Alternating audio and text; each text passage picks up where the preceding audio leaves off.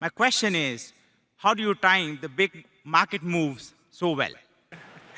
The, the interesting thing is, obviously, we haven't the faintest idea what the stock market is going to do when it opens on Monday. We never have had. We have never made, Charlie and I don't think, in all the time we've worked together, and I'll tell you something later on maybe about how learning takes place, but we have never, I don't think we've ever made a decision where either one of us has either said or been thinking we should buy or sell based on what the market is going to do.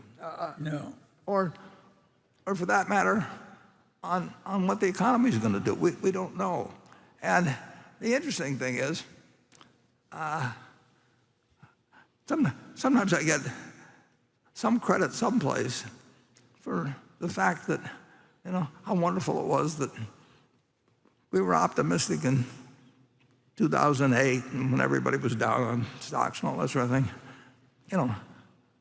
We spent a big percentage of our net worth at a very dumb time. and I shouldn't say we, it's I. We spent about $15 or $16 billion, which was a lot bigger to us then than it is now.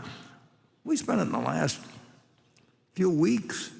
There were a period of 3 or 4 weeks between Wrigley and Goldman Sachs and General. At a terrible time, as it turned out.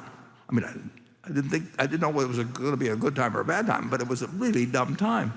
And I wrote an article for the New York Times and Buy America and all these things. Well, if I'd had any sense of timing and waited 6 months until, I think the low was in March, and in fact, I think I was on CNBC maybe that day or something, but I totally missed that opportunity. I totally missed, in March of 2020.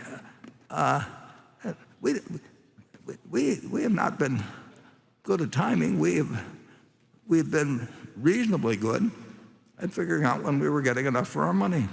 And we had no idea when we bought anything. Well, we always hoped it would go down for a while so we could buy more, and we hoped even after we were done buying and ran out of money that if it was cheap, the company would keep buying, and in fact taking our interest up. I mean, that's stuff you could learn it in 4th grade, but it's not what's taught in school. And, I mean, so never give us any credit.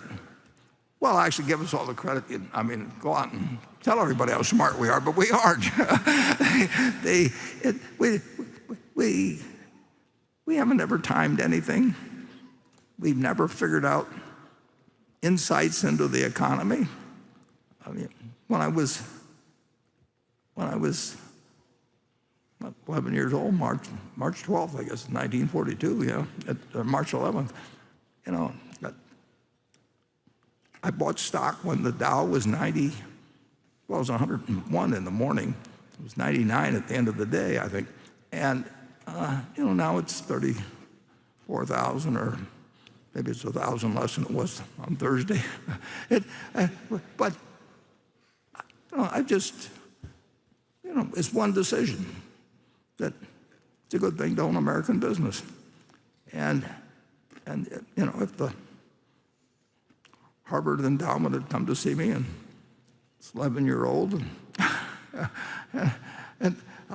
or General Motors pension fund or something, they say, well, no, but we have to have a balance, and we have to maybe have 60%, and then we have to sit around every 3 months and listen to a bunch of managers. They'd have just done better if they'd just taken some darts and thrown them and just said, we're going to be in America 50 years from now and 100 years from now, and we'll do better in stocks than we will in bonds.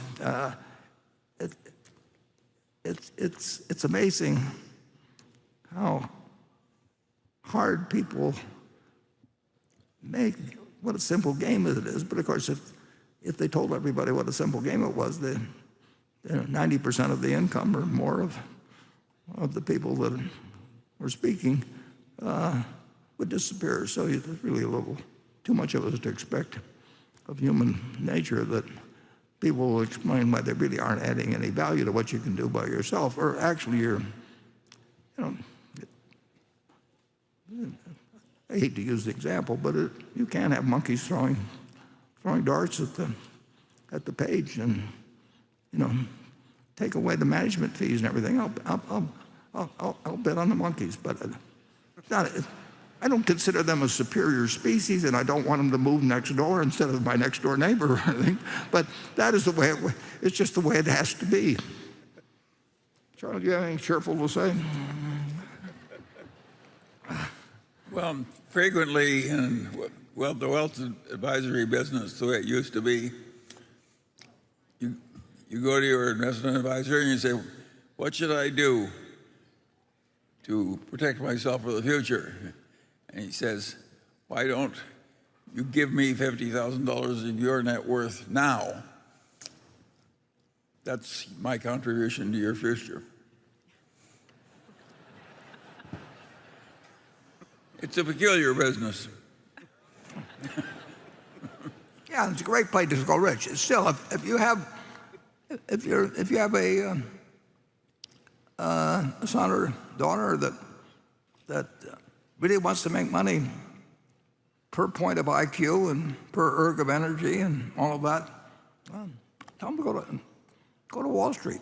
I mean, don't have them enter the priesthood or anything. I mean, if that's what it self-selects, and it always will be the case.